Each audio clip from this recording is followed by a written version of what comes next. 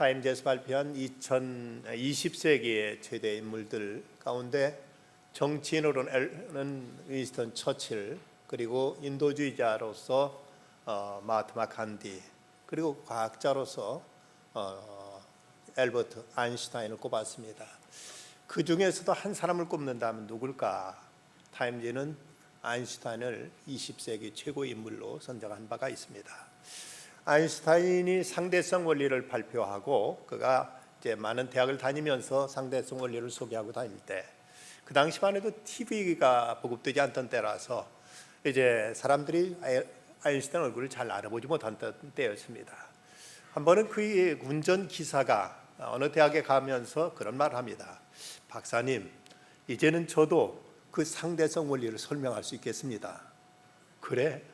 그러면 그 다음 그 대학에는 나를 아는 사람이 없으니까 자네가 한번 그럼 가서 이제 한번 설명해 보게. 예, 그러겠습니다.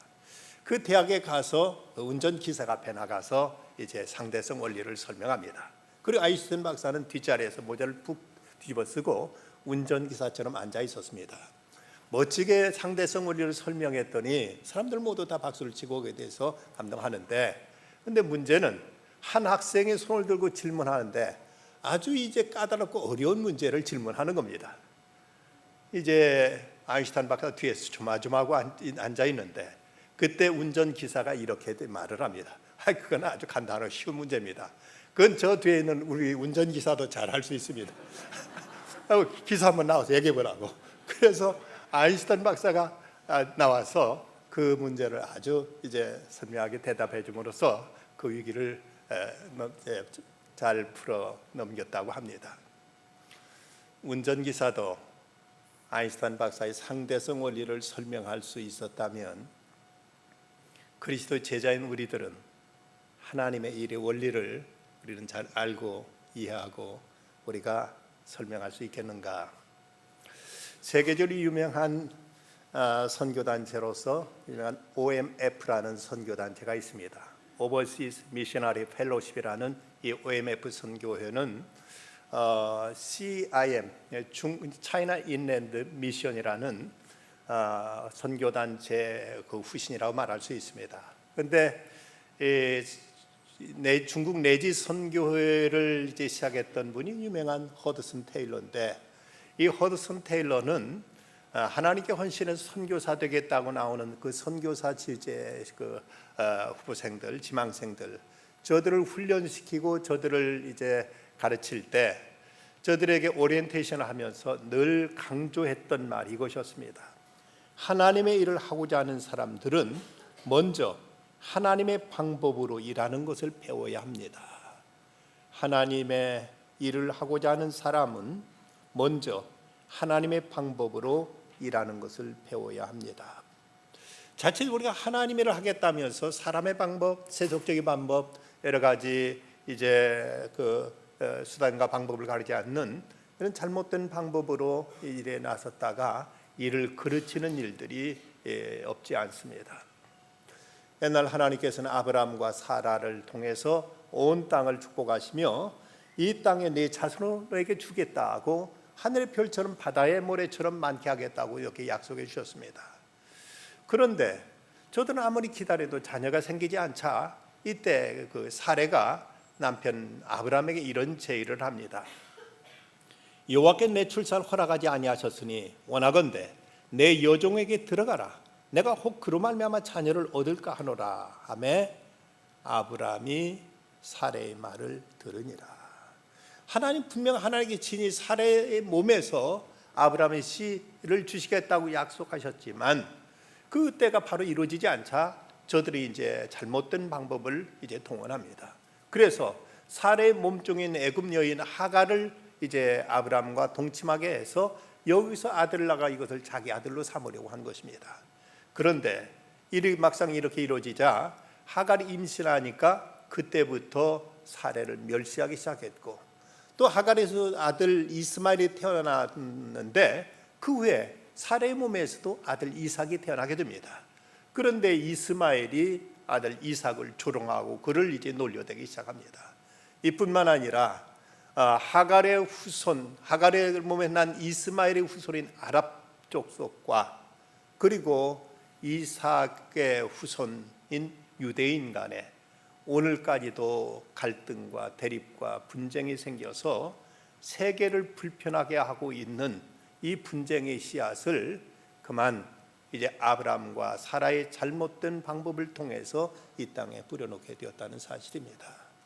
우리가 하나님의 일을 하나님 방법대로 하지 않는다면 무서운 결과가 초래될 수가 있습니다. 오늘 말씀 스가랴서는 구약 성경에서 예언서들의 정수라고 이렇게 부를 만한 책입니다. 왜냐하면 구약의 예언서들의 거반이 이 스가랴서에 다 반영되어 있기 때문입니다. 당시 이스라엘 백성들은 바벨론의 포로가 끌려가서 이제 고레스 왕의 칙령으로 70년 만에 목매도 그리던 이 팔레스틴으로 돌아오게 됩니다. 근데 막상 돌아보니까 온 땅은 다 황폐해졌고 성전은 산산이 무너져 있습니다. 시리와 낙심 속에 있던 그들에게 이제 그 선지자 학개와 서계를 통해서 그곳의 성전을 다시 재건하도록 하나님께서 독려하셨습니다. 그런데 성전 공사를 시작했지만, 성전을 재건하려 시작했지만 그만 주변에 있는 사마리아 사람들의 반대와 내부의 여러 가지 많은 어려움으로 인해서 성전 공사는 중단된 채 14년이 흘러가 버렸습니다.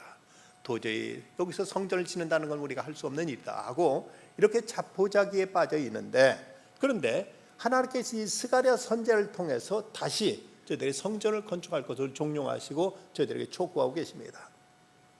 특별히 스가랴에서 이번 8개의 환상이 나타나는데 그중 오늘 말씀은 5번째 환상으로서 하나님께서 저들에게 등대와 감람나무를 보여주십니다. 등대는 빛인데 빛을 비추기 위해서는 감람나무 기름이 있어야만 했던 것입니다. 하나님은 내가 무엇을 보느냐 하고 물으십니다. 지금 역사를 보고 현실을 보면 도저히 성전을 재건한다는 문제는 불가능해 보이고 이것은 이제 도저히 저들에게 가당치 않은 일처럼 보였지만, 그러나 하나님께서는 이런 땅의 문제, 현실의 문제를 보지 말고 내가 너에게 보여주는 환상을 보라고 하나님께서 말씀하십니다. 그러면서 이거 무슨 뜻이냐 아느냐고 말씀하십니다. 하나님의 뜻을 알아야만 하나님의 뜻을 이제 행할 수 있기에 저들에게 이제 내가 이 뜻을 아느냐고 이렇게 물으시는 것입니다. 그래서 하나님은 저들에게 이 환상, 등대와 감람나무 기름을 보여주시면서 저희들에게 하나님의 일을 하는 방법을 깨우쳐 주십니다.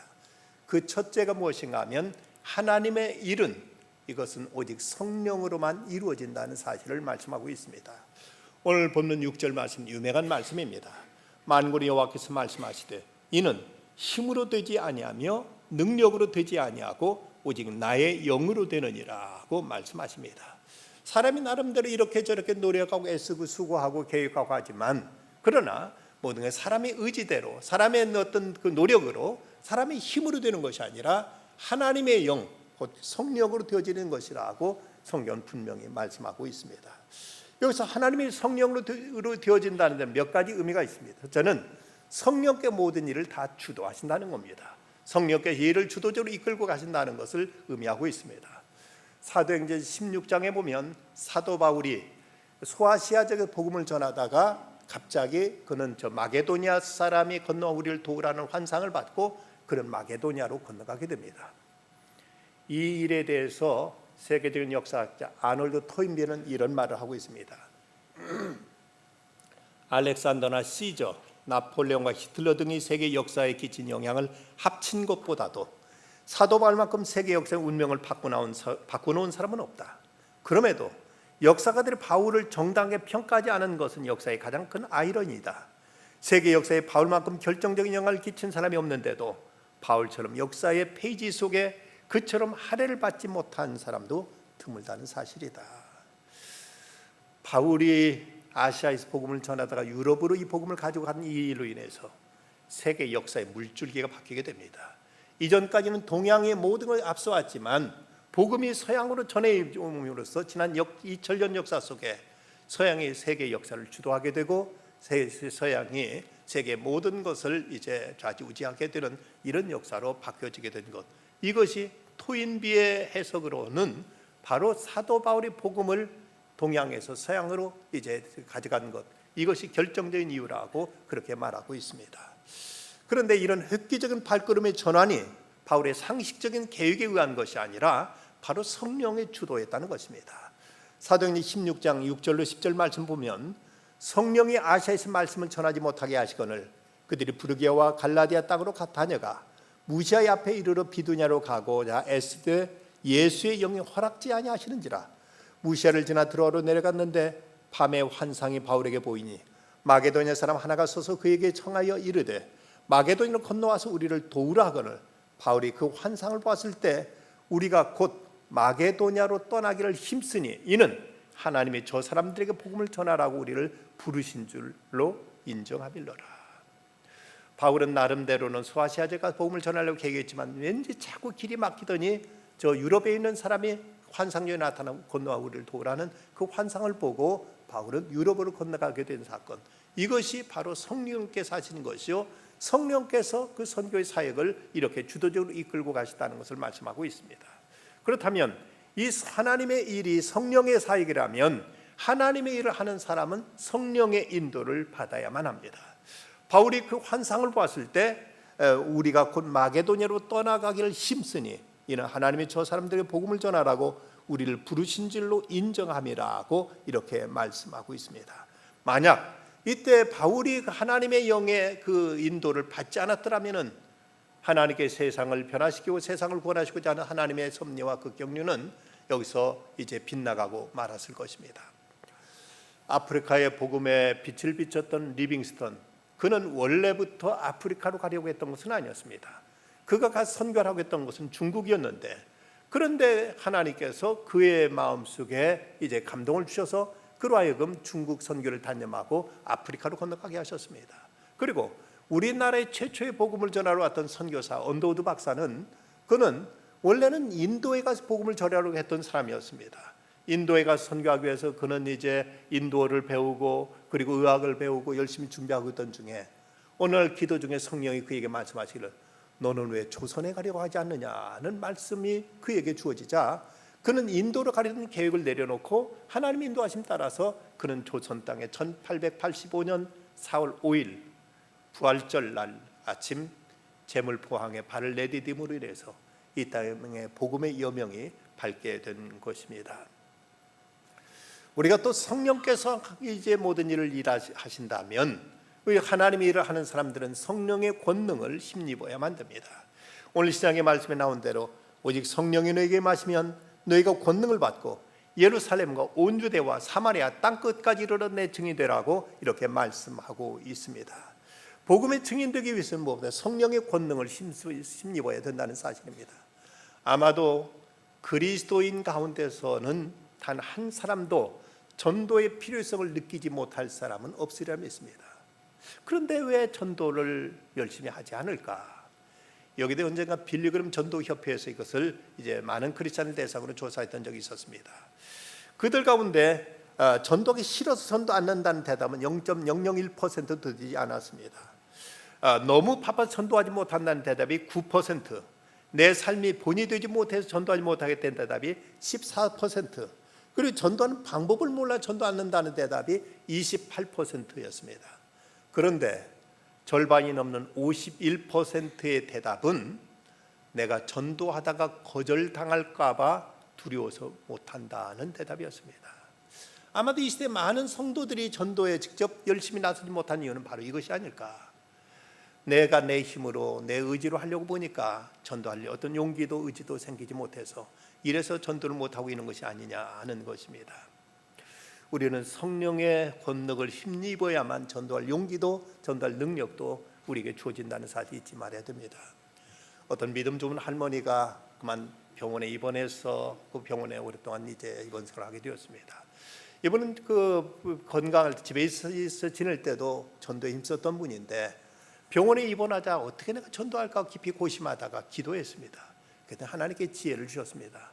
이 할머니가 그 대학생을 아르바이트로 고용해가지고 이 할머니 병상 옆에서 성경을 읽어주는 3시간 동안 읽어주면 내가 얼마나 돈을 주겠다고 이렇게 약속하고 성경을 읽도록 이렇게 이제 부탁을 했습니다. 마태복음, 마가복음, 누가복음, 요한복음 성경을 쭉 읽어 나가는데 성경을 읽다가 중요한 구절, 주 예수를 믿으라 그러면 너와 내 집이 구원받으리라 하는 이런 중요한 말씀 나올 때는 못 들은 거죠. 아니 학생 그거 좀 다시 읽어줘 하고 이렇게 부탁합니다. 그러면 학생의 생각이 또 읽죠. 그런데도 학생이 뭔가 그 어떤 깨달음이나 거기에 대한 어떤 그 감동이 없는 듯 싶어, 아니 좀 다시 읽어달라고 이렇게 하면서 학생을 그것을 몇 번 읽게 하면서 간절히 기도합니다. 이렇게 해서 이 할머니가 전도에 성공한 예가 1년에 10명이 넘는다고 합니다. 이런 걸 통해서도 물론 학생이 그냥 성경 단순히 읽기만 한다고 전 믿음 없던 학생이 갑자기 어떤 깨달음이 오기가 쉽진 않지만, 이 할머니를 학생과 성경을 읽게 만들고 그리고 위에서 간절히 기도할 때 성령이 그 마음을 감동하시니까 그 말씀을 통해서 믿음이 생기고 주님을 영접하게 되는 이런 놀라운 변화가 일어나게 되더라는 것입니다. 하나님의 일은 성령이 하신다는 사실입니다. 두 번째는 하나님의 일은 하나님의 은총의 역사입니다. 7절 말씀 보면 큰 산아 내가 무엇이냐, 내가 스룹바벨에서 평지가 되리라. 그가 머릿돌을 내려놓을 때 무리가 의지기를 은총이 그에게 있을지어다 하리라. 자, 여기서 큰 산아 내가 무엇이냐 말씀하고 있는데, 여기서 큰 산이란 장애물을 이제 상징하고 있습니다. 앞을 딱 가로막고 더 이상 나가지 못하게 하고 있는 이런 장애물을 뜻하는데, 그 당시 큰 산이란 장애물은 무엇이었을까? 그건 곧 당시 세계를 지배하고 있던 페르시아, 그 페르시아의 아닥사스다 왕이었습니다.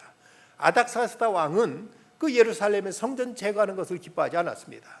그러니 그 예루살렘 유다는 속국에 있었기 때문에 그들을 지배하고 있던 아닥사스다 왕이 이것을 허락하지 않았기 때문에 이 성전을 재건한다는 문제가 저들로서는 도저히 불가능한 문제였습니다. 그런데 9절 말씀에 보면 스룹바벨의 손이 이 성전의 기초를 놓았은즉 그의 손이 또한 그 일을 마치리라 하셨나니 만군의 여호와께 나를 너희에게 보내신 줄을 내가 알리라 하셨느니라. 자, 여기서 그 일을 이제 성전의 기초를 놓았는데 또한 그 손이 또한 이 일을 마치리라 말씀하십니다. 하나님은 일을 시작만 하시는 분이 아니라 그 일을 성취하시고 완성하시는 하나님이심을 이렇게 소개하고 있습니다. 실제로 주전 520년에 성전 재건이 시작되었는데 이 원수들의 방해로 인해 중단되었다가 이 성전 건축이 다시 시도되어서 4년 만인 주전 516년에 이 성전 건축이 이제 마무리됩니다. 4년 만에 성전 건축이 마무리되었다는 것은 대단한 일입니다. 솔로몬 시대 그처럼 태평성대하고 나라의 그 국력이 그야말로 하늘을 찌를 듯이 이렇게 넘쳐나던 그때도 예루살렘 성전을 건축하는데 무려 7년이 걸렸습니다. 그런데 물론 그때보다 규모는 작다 하더라도 그토록 어렵고 힘들던 시절에 4년 만에 이 일이 마쳤다는 것은 이건 하나님의 은혜였습니다. 사람들의 능력이 있었거나 저들에게 그럴 만한 어떤 조건과 환경이 갖춰졌던 것이 아니라 하나님의 은혜로 저들은 4년 만에 이 일을 완성할 수 있었다는 것입니다. 이 일에 대해서 성경은 은총이 그에게 있을지어다고 이렇게 말씀하십니다. 이건 하나님의 은혜로 된 것입니다. 우리 힘으로 한 것이 아닙니다. 내 능력과 내 노력으로 되어진 것이 아니라 하나님의 은혜입니다 라는 이런 고백이 담긴 말입니다. 여러분, 우리가 때로는 힘이 부족하고 형편이 열리지 않고 그야말로 앞뒤가 다 막혀서 답답한 상황에서 우리가 할 수 있는 길이 무엇이겠습니까? 하나님 은혜를 베풀어 주십시오. 하나님 은혜 주십시오. 하나님의 은혜로 해 주십시오. 내 힘과 내 능력이 안 될 때 우리는 하나님의 은혜를 의지하고 하나님의 은총에 기댈 때 하나님께서 우리의 모든 환경과 여건을 초월하셔서 하나님의 은혜로 이 모든 일을 이루어 가시는 것입니다. 일본의 삿포로 그리스도 복음교회라는 교회가 있습니다. 이 교회를 담임하고 계신 목사님은 36년째 미츠하시라는 목사님인데, 근데 이분은 3살 때 소아마비에 걸려가지고 양다리와 오른팔이 마비되고 한 왼쪽 팔마저도 비정상인 채 이런 중증 장애인이었습니다. 그런데 이분이 20살 때 친구의 리아카에 실려서 처음으로 교회를 나갑니다. 처음 교회를 나갔던 날 목사님이 설교 말씀 가운데 요한복음 9장 3절 말씀, 이 사람이나 그 부모의 죄로 인한 것이 아니라 그에게서 하나님이 하신 일을 나타내고자 하심이라는, 날 때부터 소경된 사람의 소경된 것이 그 부모나 본인의 죄 때문이 아니라 이 소경된 걸 통해 하나님이 하시는 일이 있다는 사실을 깨닫고 그걸 큰 은혜를 받고 그는 거기서 예수님을 영접하게 됩니다. 그리고는 그때부터 나가서 길거리에 노방전도를 시작했습니다. 그런데 이 몸도 불편한지라 나가 복음 전하는 것이 쉽지 않았습니다. 그에게 하나님께서는 유키코라는 한 여인을 보내주셨습니다. 함께 일을 하다가 너무 이제 옆에서 힘이 되니까 이때 미츠하시 목사님이, 물론 이때는 목사 되기 전입니다만, 이 청년이 하나님께 간절히 기도하고 내게 사람을 보내주십시오 하고 기도하던 덕에 그녀가 왔는데 그녀에게 담대히 프로포즈를 합니다. 하나님께서 그녀의 마음을 감동해 주셨는지 몸도 불편한 이 미츠하시의 아내가 되겠다고 그녀가 마음을 열립니다. 그래서 두 사람이 신학을 공부하고 목회를 시작했는데, 일본이라는 데가 얼마나 복음에 척박한 땅인지 모릅니다. 일본에 100명만 모여도 일본에는 큰 교회입니다. 그런데 이 불구자가 이렇게 목회를 하니 그 교회 사람들이 잘 모이겠습니까?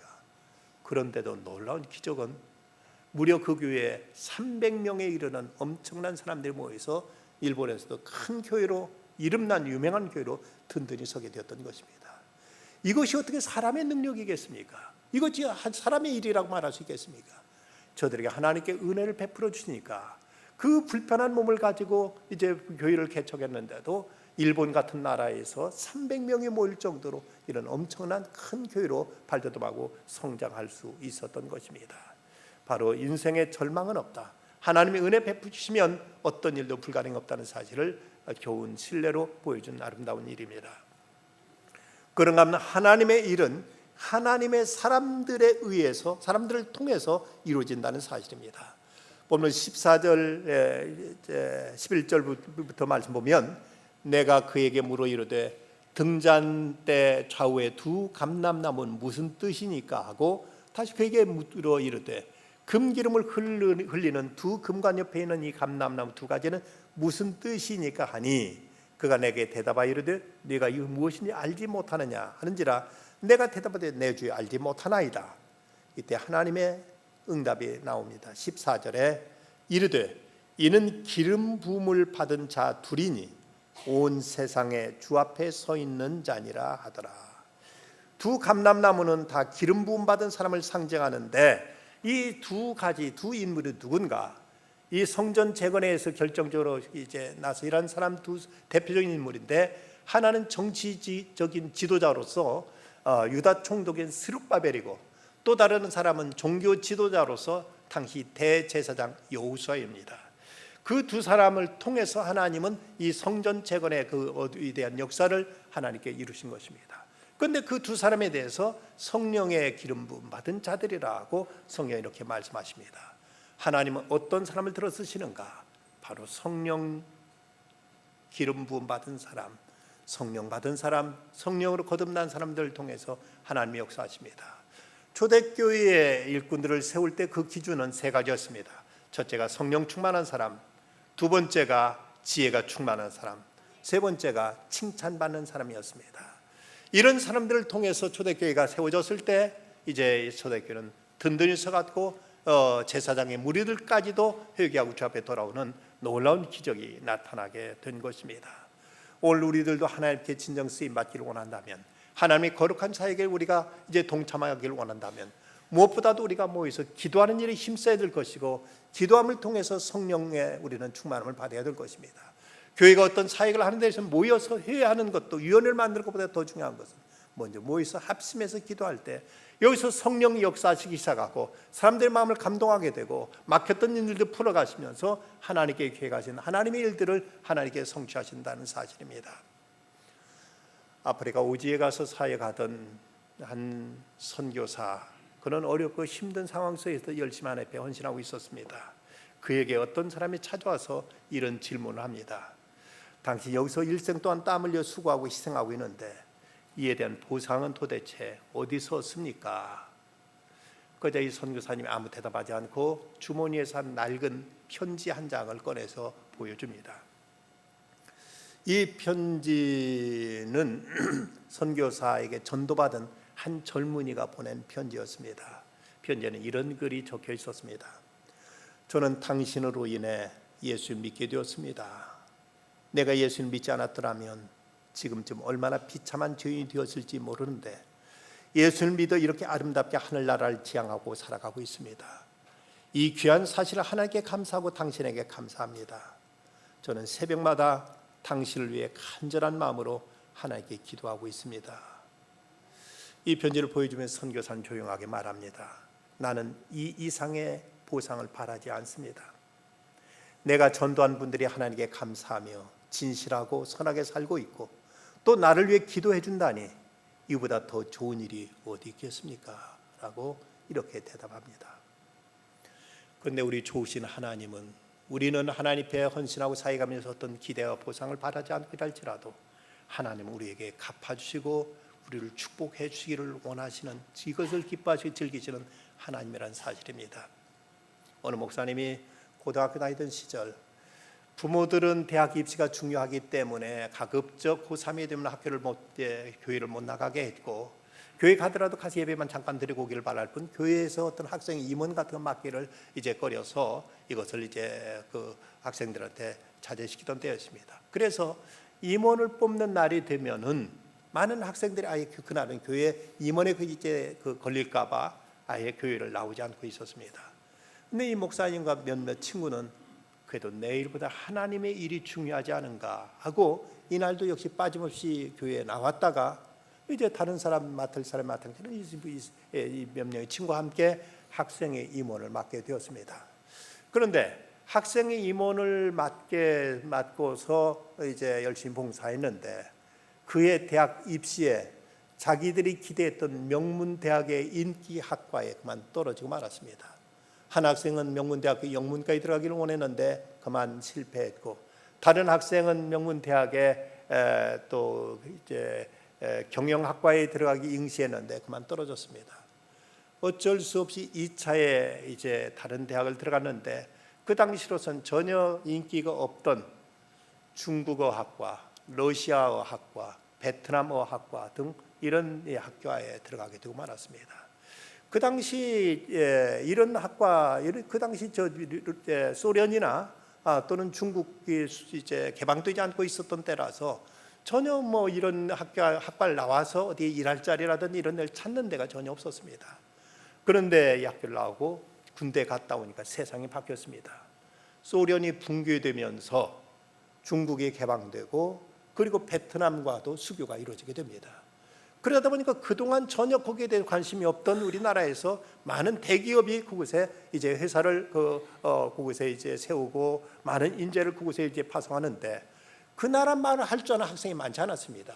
그러다 보니까 이 학생들이 그 이제 대학을 졸업하자마자 대기업부터 이제 선택되어서 그곳에 가서 일하게 되면서 그들의 길이 활짝 열리게 된 것입니다. 저들은 이렇게 될 건 전혀 예상치 못하고 전혀 계산하지도 않았습니다. 우선 주어진 상태에서 최선을 다해서 자기들이 해야 될 일, 하나님의 일을 감당하겠다고 헌신했더니 하나님께 저들의 앞길을 이렇게 책임져 주시고 이렇게 축복해 주더라는 것입니다. 등잔에 기름이 들어가자 금촛대가 환하게 빛을 발하게 됩니다. 불이 켜지면서 주위를 따뜻하게 만들고 사람들을 치유하고 부드럽게 하고 맛을 내고 또 기름의 모든 역할이 성령 충만한 이런 그것의 사역으로 넘치게 이곳에 이제 새로운 밝은 광명의 역사가 나타나게 됩니다. 우리는 내일부터 제24차 티베트 단기 선교를 떠나게 됩니다.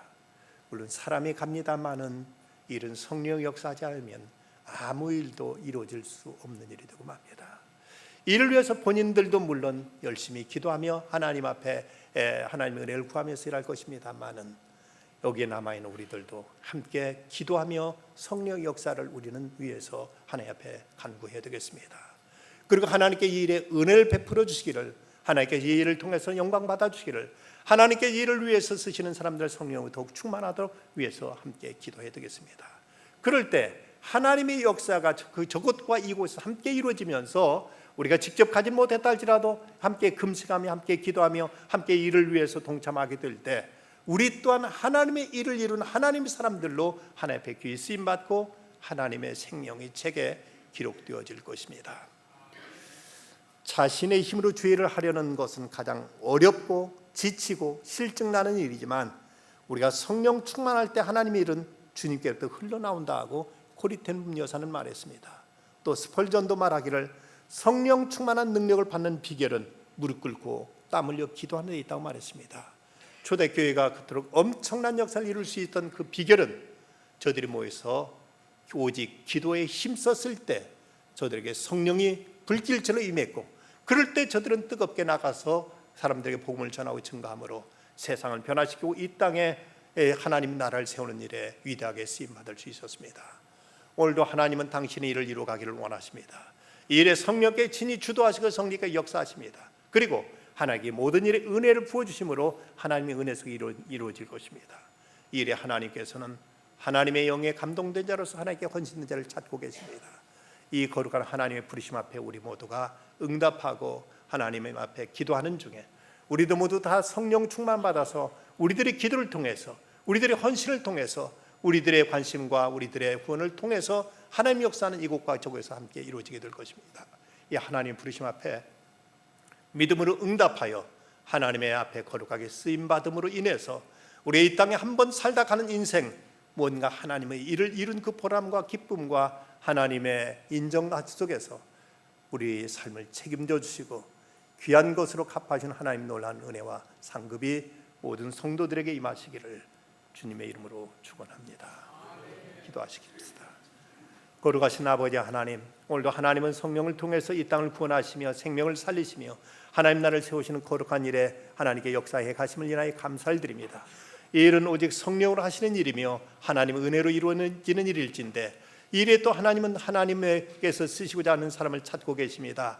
이를 위해서 주님께서 이번 내일에도 티베트 단교 선교를 위해서 하나님께서 주님의 귀한 종들을 부르시고 세우셨사오니 저들을 더욱 성령으로 충만케 하여 주시옵시고 이 모든 사역을 위해서 또 온 교회는 함께 금식하며 함께 기도하는 중에 하나님의 거룩한 역사가 그곳과 이곳에 함께 이루어지게 하여 주시옵소서. 그리하여 하나님께서 하시는 거룩한 이 위대한 사역에 저희들이 쓰임받음으로 인해서 하나님께 저희들을 책임져 주시고 하나님께 저희들을 축복하시며 하나님께 저희들의 앞길을 열어주시고 하나님께서 갚아주시는 그 크신 은총 안에 저희들의 하나님의 거룩한 뜻을 더욱 기쁨으로 이루어갈 수 있는 저희들 다 되게 하여 주시옵소서. 이번 가서 복음을 받을 그 영혼들을 주께서 은혜로 변화시켜 주시옵시고 옥토가 되게 하셔서 복음이 씨앗이 그곳에 뿌려질 때 30배, 60배, 100배로 결실을 거둘 수 있게 해주시고 가는 그 주님의 귀한 종들 머리털 끝 하나 상하지 않도록 강건케 하시며 온전케 하시며 성하게 하시며 은혜로 충만케 하여 주시옵소서. 예수님의 이름으로 간절히 기도드리옵나이다. 아멘.